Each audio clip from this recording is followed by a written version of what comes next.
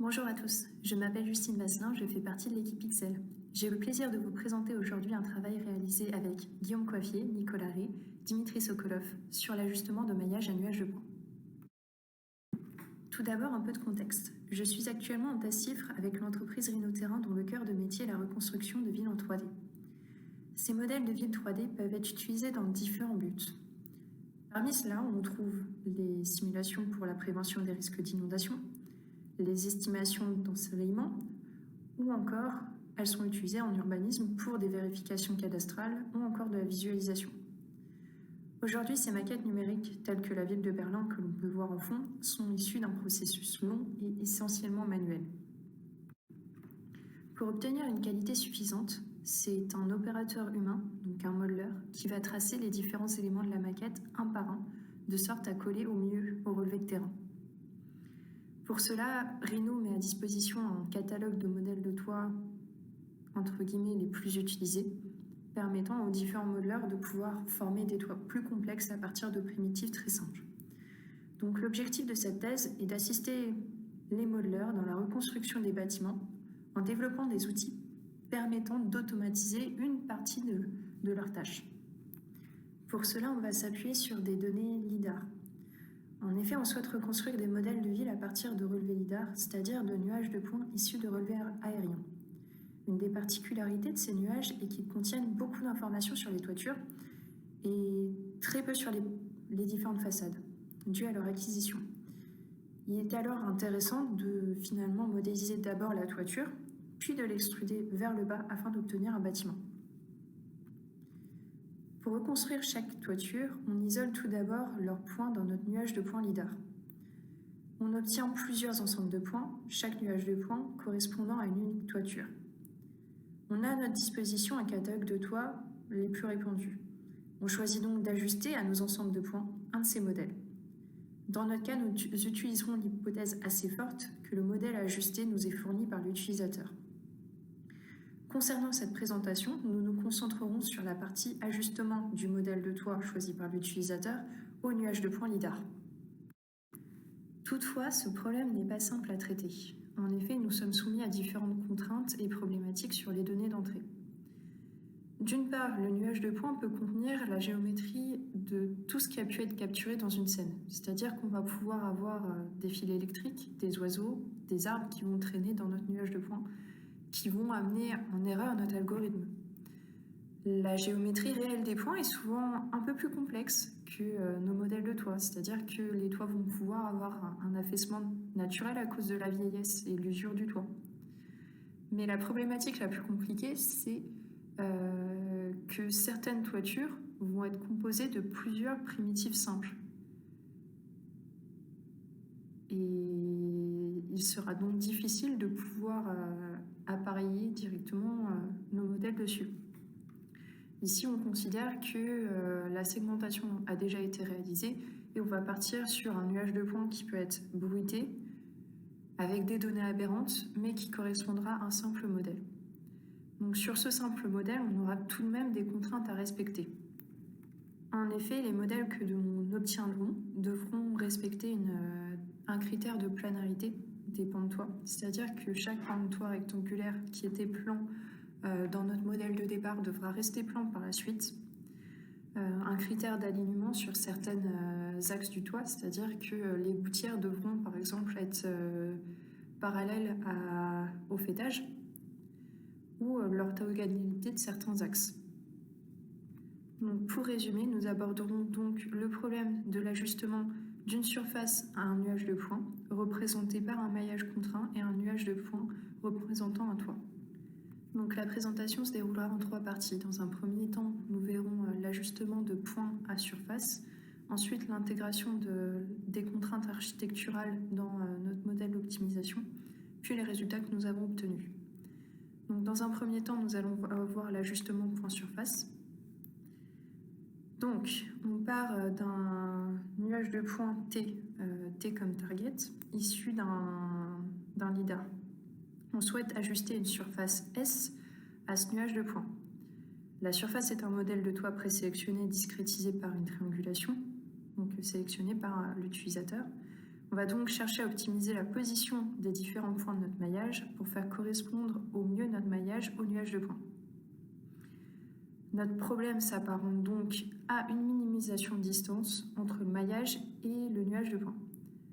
Par la suite, pour simplifier les choses et la visualisation des différences d'énergie qui vont être définies, nous étudierons le problème en regardant celui-ci en 2D.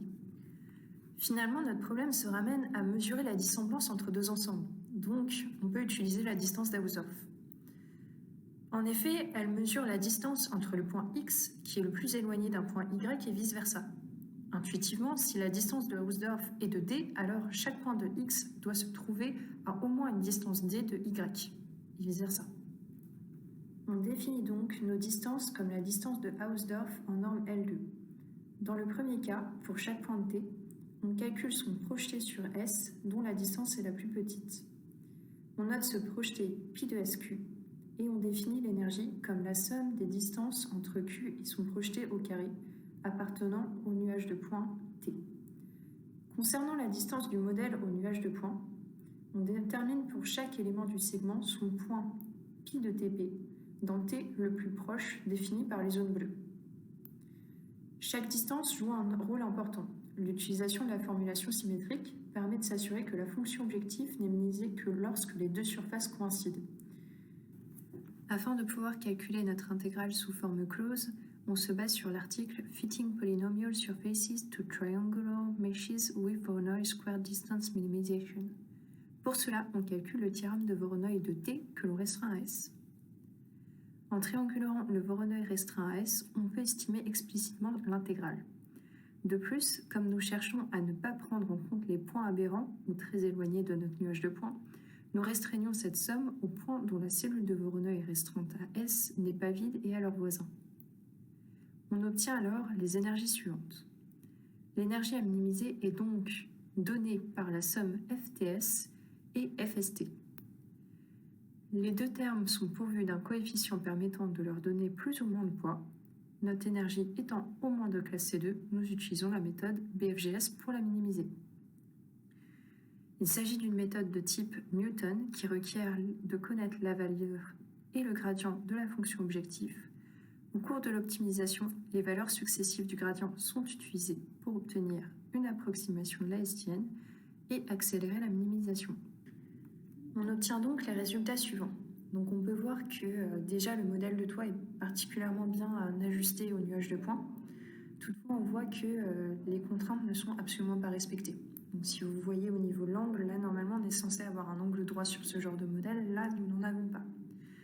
Donc nous allons chercher à rajouter les contraintes architecturales à l'intérieur de notre modèle. Donc nous allons passer dans la partie contraintes architecturales. Comme expliqué auparavant, nous devons être capables d'exprimer certaines contraintes sur la géométrie de nos modèles. On cherchera notamment à ce que les faces rectangulaires restent planes, que certaines gouttières et faîtières restent alignées, etc. Si P représente le vecteur des coordonnées des sommets du maillage de S, on souhaite pouvoir exprimer des contraintes linéaires entre les variables de la forme alpha P est égal à 0. Chaque contrainte permet d'éliminer une variable PI qui peut alors s'exprimer à partir des autres.